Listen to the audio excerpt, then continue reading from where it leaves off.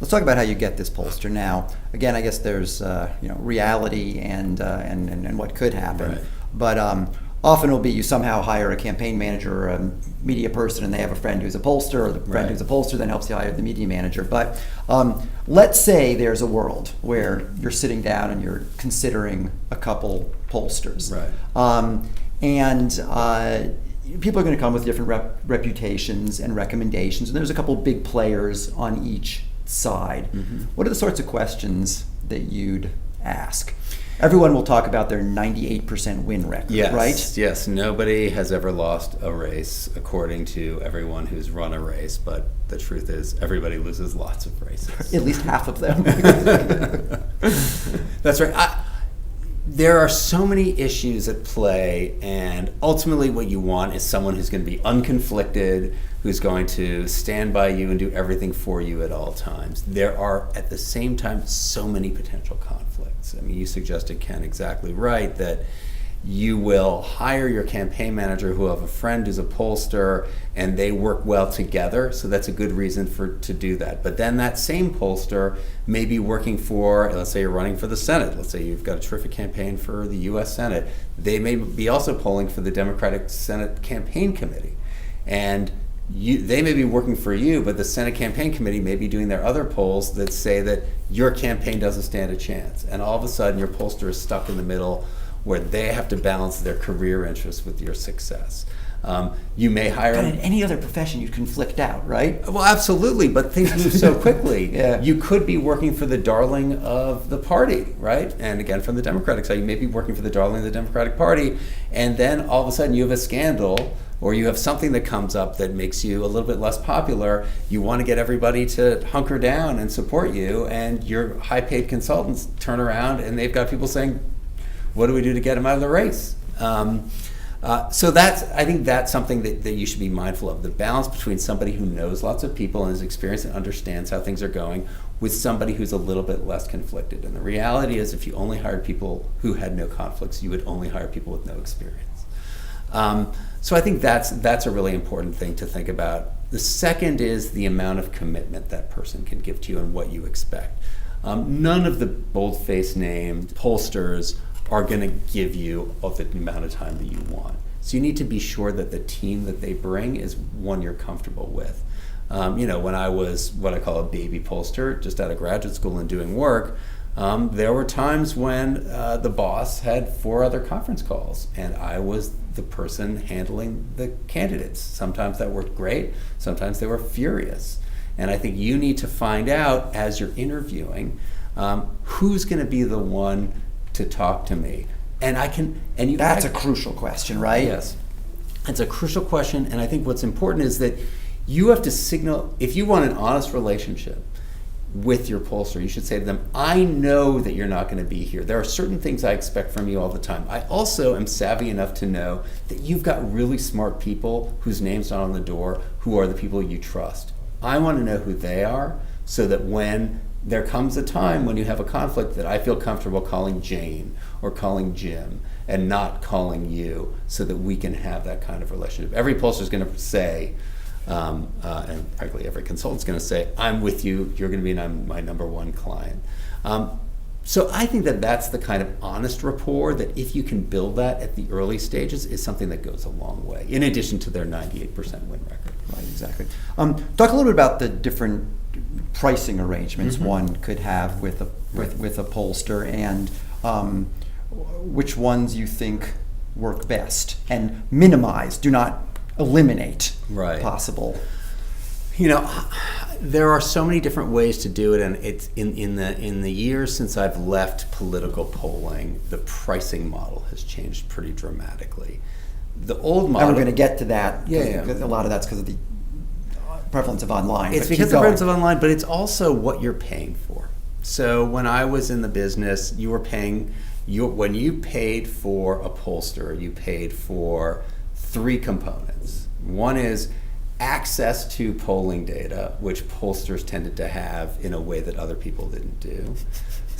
Didn't have. Second was the ability to conduct a poll, which again, at the time, there were only a handful of people, maybe a little more than that could actually conduct a poll. And the third, and this is the most important part, is the ability to read the data and build a strategy and roadmap for success from that data. That's the piece that you need to pay for, right? The poll, conducting the poll itself, there are tons of places that can conduct polls, some better than others, and now it's real buyer beware on which one is higher quality than the other. We'll talk about that, I'm sure, in a little bit. The second is that critical piece, which is who's got the chops to build you a strategy. And I'll add one more question you can ask them is, when you're done with your poll, what other data do you integrate into your strategy? Because for too long, it was really only that polling data. But now you've got voter files with enriched data, so you can actually bring a ton more information in that takes that polling data and leverages it. You have other data along the way that your traditional pollsters have been reluctant to move into, which is social media data and that type of thing. Buyer beware on that as well, but there's so much information out there that you can capture to help drive your campaign, both your strategy and tactical executions and things like that. Your pollster, in the part that you should be paying money for, which is roadmap strategy, should be accessing more than just his or her own polling data. That's a really excellent point. In terms of a sort of a nitty-gritty financial arrangement, would it be you're paying them a retainer every month and then you're paying them a certain amount for a poll? Right. Or you're my pollster and you just got to convince me to do polls, and the only way that you get paid is if we end up doing a bunch of polls? And you always have to track, of course. Right. In the end, everyone has to make money, right? So let's just be clear about that. That you want to find a pollster who has enough respect for themselves to charge you for their work, but also who you feel comfortable paying.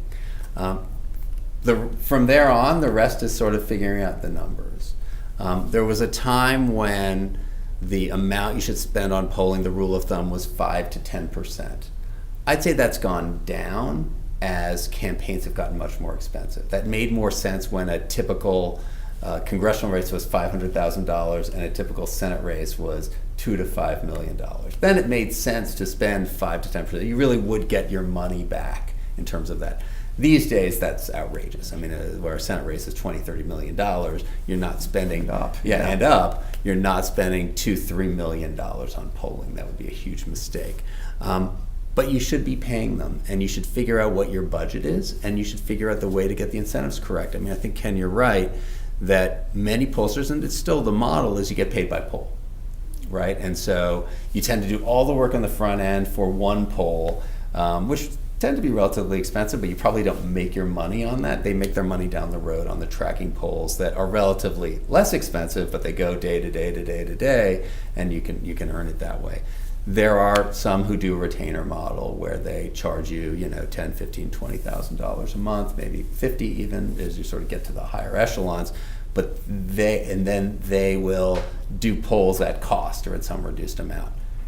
When you have a retainer, just be sure you know what you're getting for that retainer. Just be specific: what access, what amount of time, what data analysis you're going to get. So we've had lots of conversations in the past as the world was changing from the RDD probability model to then IVR, which was still probability sample of landlines, but not able to call cell phones. And then as we've moved online, and we both come from pretty nerdy backgrounds, and I know the folks you worked on their dissertation, and they're pretty nerdy. Yes. And which is a term of endearment for me, yes. to be clear. One of the things I've tried to convey to the students, even though the statistics I learned was if it's not a probability sample, you can't generalize to it, that we are simply not in a world where there's a gold standard. And it's not simply that polls done with this methodology are good and polls done with this methodology are bad. There's plenty of good and bad polls in each. So I'm asking you a very general question, but I'm sure clients sort of ask you to take them through the phone to IVR to online. Give me your spiel on that. So I wish I had an easy answer for this. I think IVR, which is robocalling, direct dialing, I think its time has passed. The number of people on landlines is declined so much. The response rates for IVR for direct dialing of that type is down to zero or near zero. It was a great run. And I think that's been replaced. Short run. A short run, sure. A short, inexpensive run, maybe 10 years. But it's pretty much, I think, past its prime. I think really the question is whether you go online and do surveys online or whether you do dialing that includes landline and cells. And to get to your first point, yes, you need a probability sample. But the reality is there is no such thing as a probability sample. Everyone in America does not have an equal chance of getting put into a survey. I would say that right now the biggest problem that you'll have with any type of survey is your ability, especially as you get to lower level political geographies, is how you know that the people are in your district. It's easy in a state like Wyoming, where the district is the state of Wyoming, and you can get a good sense of what that is. It's a lot more complicated in a state like New York, a state like Florida, a state like Texas, where the lines are all over the place, and as people know, certainly as most of your students will know, no one can really well identify what congressional districts. And cell phones are portable now, right? So. Cell phones are portable. There's, just to give you my spiel on the golden days, which I think went from the early '80s, when there was the creation of the Watts line and unlimited dialing, all the way probably till the mid to late '90s, and then from 2000 on, there have been very successful polls being done, but that's where you start to see the decline in success, which I think a dramatic drop off. And what the thing that made it possible during that golden era is that you had very cheap calling combined with the idea